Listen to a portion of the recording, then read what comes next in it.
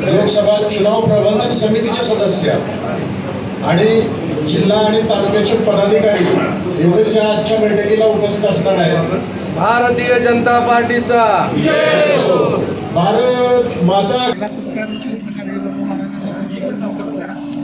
काँग्रेसची स्वच्छता करायची आहे साहेबांना।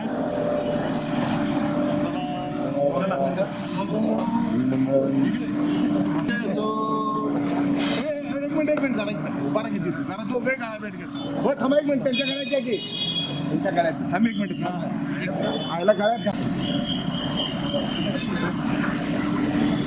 मोबडे सरकार इकडं सरकार करा अध्यक्ष होते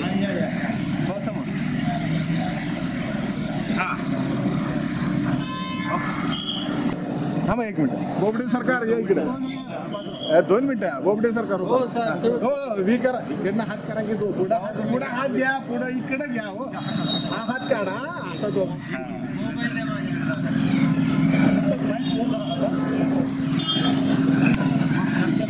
सोलापूरची उमेदवारी आमदार राम सातपुतेंना जाहीर झालेली आहे। मात्र त्यांची उमेदवारी जाहीर होताच आमदार प्रणिती शिंदे आणि त्यांच्या समर्थकांनी त्यांना ट्रोल करायला सुरुवात केलेली आहे। आपल्यासोबत आमदार साहेब आहेत। मला सांगा, तुम्ही अजून उमेदवारी जाहीर होते तोवरच बीडचं पार्सल म्हणून पाठवायला सगळ्यात महत्त्वाची गोष्ट आहे की मी धन्यवाद देतो पार्टीला की माझ्यासारख्या एका सामान्य परिवारातील कार्यकर्त्याला, एका ऊसतोड कामगाराच्या परिवारामध्ये जन्माला आलेल्या कार्यकर्त्याला त्या ठिकाणी माजी मुख्यमंत्र्याच्या मुलीला आणि अर्थात एक प्रस्थापित घराण्याला टक्कर देण्याची संधी दिलेली आहे।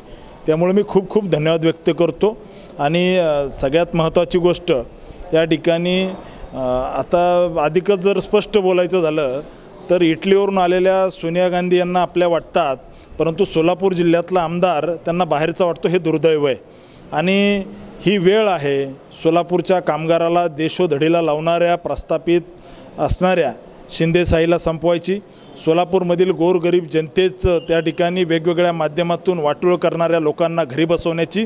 त्यामुळे मला विश्वास आहे की सोलापूरमधील जनता ही आमच्यासोबत आहे आणि निश्चित या ठिकाणी आपल्याला येत्या काळामध्ये निवडणुकीनंतर कळेल की आज त्यांनी ज्या मोठ्या मनाने माझं स्वागत केलं आहे त्याच मोठ्या मनाने त्या ठिकाणी ते माझं अभिनंदन माझ्या विजयानंतर करतील, हा मला माझ्या ताईवर विश्वास आहे। मला सांगा, ज्या पद्धतीनं मागणी होत होती की वेगळ्या जातीचा दाखला असलेल्या माणसाला देऊ नका, ज्याच्याकडं जो ओरिजिनल अनुसूचित जातीतनं जन्मला आहे त्यालाच तिकीट द्यावं आणि या तिकिटानंतर तुमचं नाव जाहीर आलं, चर्चेत आला, काय नेमकं सोलापुरातनं काय प्रतिक्रिया आली? निश्चित कार्यकर्ते खूप उत्साही आणि आनंदी आहेत की एका भारतीय जनता पार्टीच्या कार्यकर्त्याला तिकीट भेटलं, जो की एक विचारसरणीच्या मुशीतून घडलेल्या कार्यकर्त्याला या ठिकाणी पार्टीने तिकीट दिलं, ही आनंदाची गोष्ट आहे। आणि निश्चित भारतीय जनता पार्टीचं पार्लमेंटरी बोर्ड हे विजयी होणाऱ्या उमेदवारालाच तिकीट देतं, याचे अनेक उदाहरणं आहेत। त्यामुळे जो कोणी विजयाच्या कसोटीवर मोठ्या मताधिक्याने समोरच्या काँग्रेसी विचारांना किंवा काँग्रेसच्या उमेदवाराला हरवेल अशा उमेदवाराला भारतीय जनता पार्टीने तिकीट दिलं आहे। त्यामुळे मला विश्वास आहे की भारतीय जनता पार्टी निश्चित येत्या काळामध्ये या असणाऱ्या काँग्रेसी मानसिकतेला मुळासकट उठवून टाकल्याशिवाय सोलापुरातून राहणार नाही। भाजपने 2 वेळेला सुशीलकुमार शिंदेंचा पराभव केला होता, आता त्यांची कन्या आहे, हॅट्रिक होणार आहे?